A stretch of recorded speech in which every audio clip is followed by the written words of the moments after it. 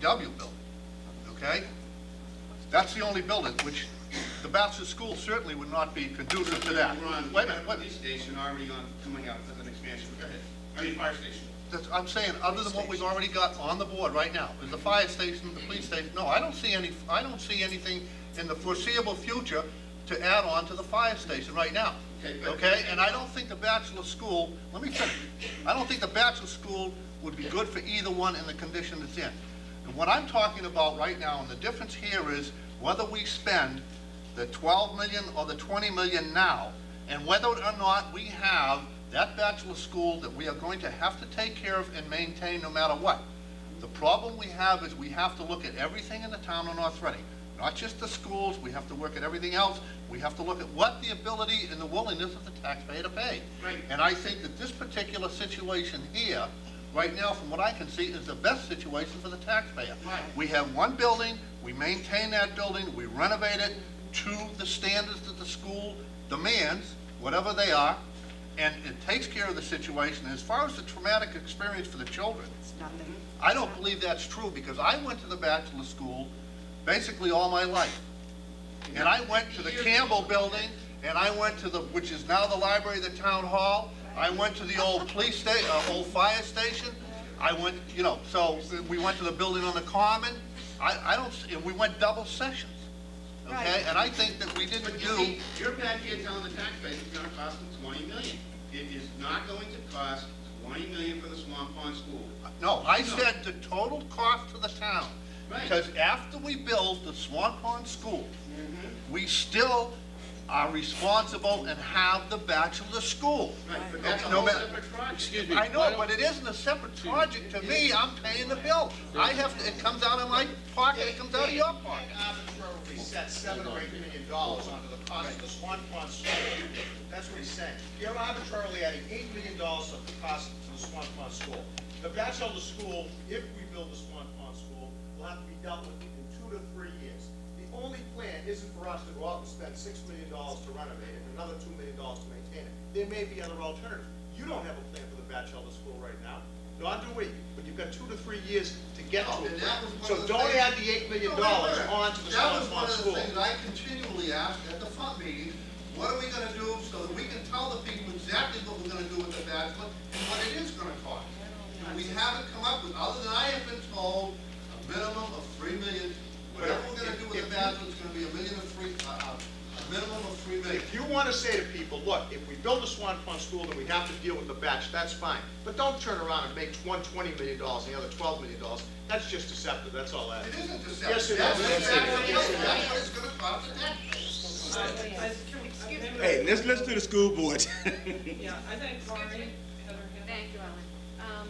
2 points. First, Ellen, one when you mentioned that every architect has, a list of good contractors that they would use, and I'm sure Todd Lee would tell you that GNR Construction would be on the top of his list from what he's done at the Hood School. But we have to go through a bid process, and you can get stuck with a loser. And during a construction project, you can also run into issues like ledge, which delay a project. So to turn around and tell the community to bank on dollars for 12 to 18 months is foolishness. You have to bank on the worst case possibility, and 2 years is what you should be banking on. Secondly, Jim Bacon, at the beginning of the evening, you stated that Mr. Alexander had nothing to do specifically with the design phase. You're absolutely wrong. I saw with my eyes drawings that were done that said Mr. Alexander's name right across the bottom. Those boards are still available if you'd like to see them. But I would like to speak to the plan tonight from an educational standpoint. They do not meet the ed specs that were voted on by the North Reading School Committee. We voted on classroom sizes of 980 square feet with lockers on the outside of the classrooms for a very practical reason. Inside a classroom that has science kits, computer stations, and those kind of activities, you need a solid wall to put a counter with all those little butterfly kits and those little chemistry kits. And then on another wall, you have to have 15 square feet for a computer station, and you must have 5 stations for the students. So you've got 2 solid walls. Your third wall is going to be the blackboards. If you put lockers inside a classroom, you have eaten up a piece of the square footage and usable interior space. 6 of these classrooms on this plan are at 918 square feet. That is well below the 980. That's 6 of them. So these do not meet the specs from the North Reading School Committee, who spent a lot of time thinking about what would happen in a classroom. And we have provided that same scenario for our schools.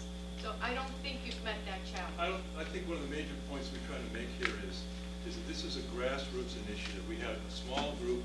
This is all done with a grant from the National Trust and our own investment in time and money.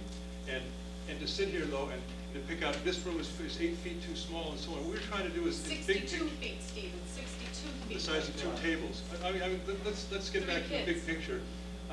We're trying to show you that with a little creativity and goodwill and open mind, there are a lot of things that can be done with the Batcheldor School. That's the issue here right now.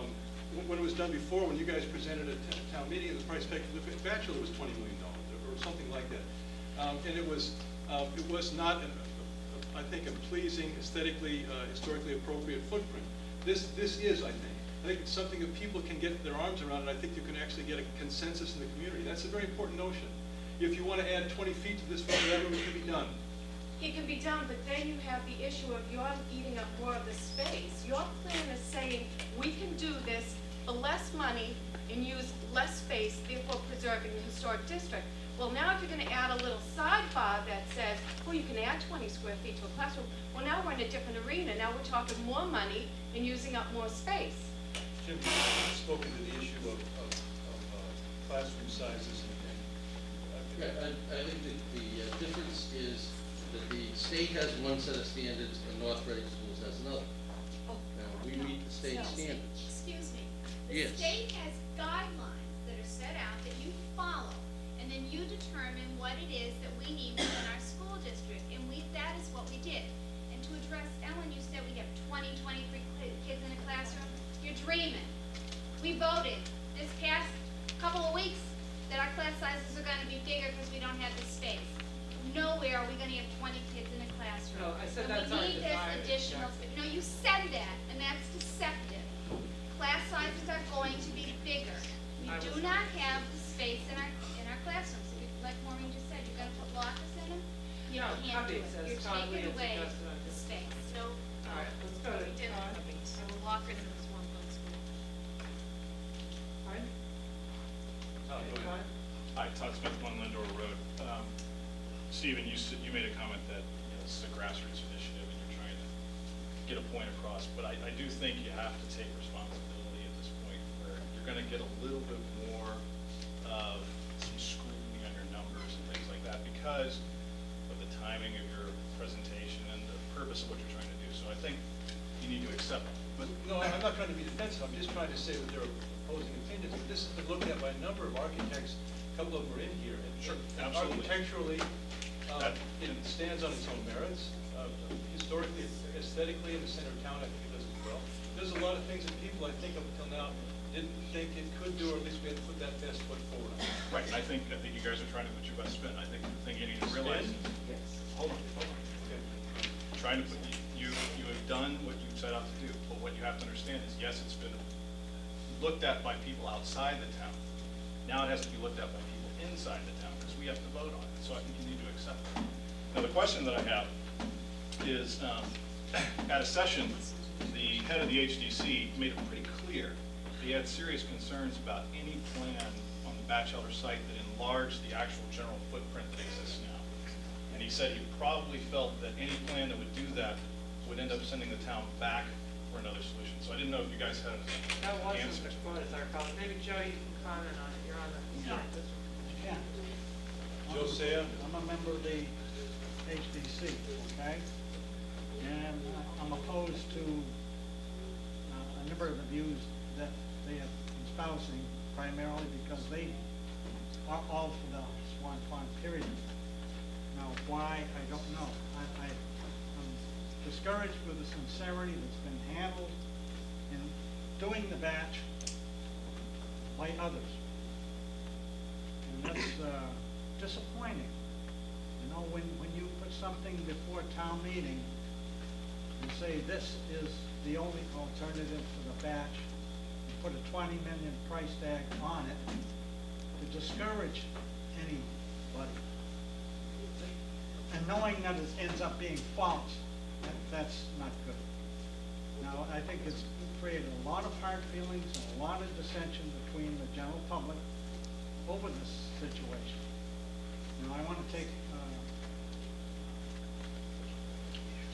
issue with Maureen as far as architects and contractors go.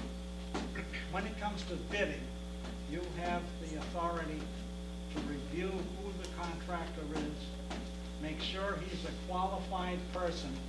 You can allow him if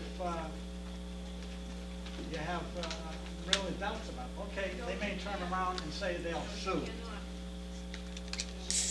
We tried that. We went through a rebid process. We tried that, Mr. Sayre. Yeah. That is not true. It is true. It's legally true. You might as well get used to the. We'll just sue everyone.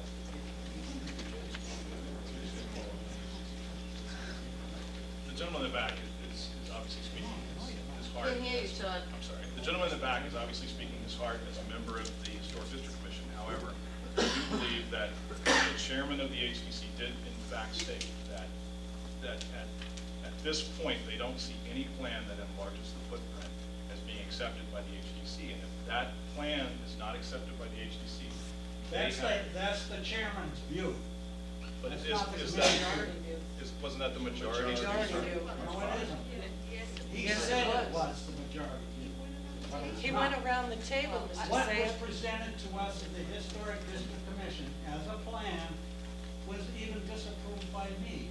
What was presented at town meeting was an entirely different plan. Now, that's totally unfair when things happen that way. Every single time that I've been at these meetings, it's been a new plan. Now, if there is serious, honest intent to try to solve the Batcheldor problem, you wouldn't have this business of a new plan every single time it comes up. That's unfair. So it's your opinion that in fact a plan such as this might be approved by the HDC? Sure it will. In your opinion? In my opinion, and I'm sure with the other members, the thing that came about is Todd Lee's plans that were presented were, when they initially were presented, they were not brick veneer, they were not colonial or of that era, they were contemporary in style. Naturally, we're going to say no. We wanted it to represent the building itself. Is there anyone else here who can speak for the HDC as well? Yeah, it was brick veneer, by the way. It was just stated it wasn't brick veneer. It was brick veneer. Marie No, it Kane. wasn't. It was an option, but it would be an expensive option. I'm Marie Keene, I'm also on the Historic District Commission, and Joe speaks from the heart, and with good intention, but I don't think he can speak for everybody on the district, especially with what's being presented just tonight. It's unfair that, you know, you could say everybody would go along with this. You know, we're not all represented. Joe's another member here. You know, this has improved. We have not, It's more sensitive to the original structure. we have not tried taking a vote on what is No. being presented tonight. Right. So But you can't say the that. consensus You can't say. has been, we have been concerned about the site, the impact it has, hasn't been represented as preservation. This plan has not been reviewed, we cannot even comment on it. You know, so, up till now, we have not been in favor. As a majority of the board, Joe has had concerns against it. He wants the batch to work, but it's been repeated a couple of times in votes. Unofficially, because no formal plan has been presented. And until it does, we cannot vote on it. All right, this gentleman right here. Cliff Bowers, 22 Pomeroy Road. I've listened to this thing back and forth for quite a while. One of the things I have a major problem with is the numbers that we've got tonight are vastly different than what we had at town meeting a couple months ago. There's got to be some kind of rationalization here, and I've got to know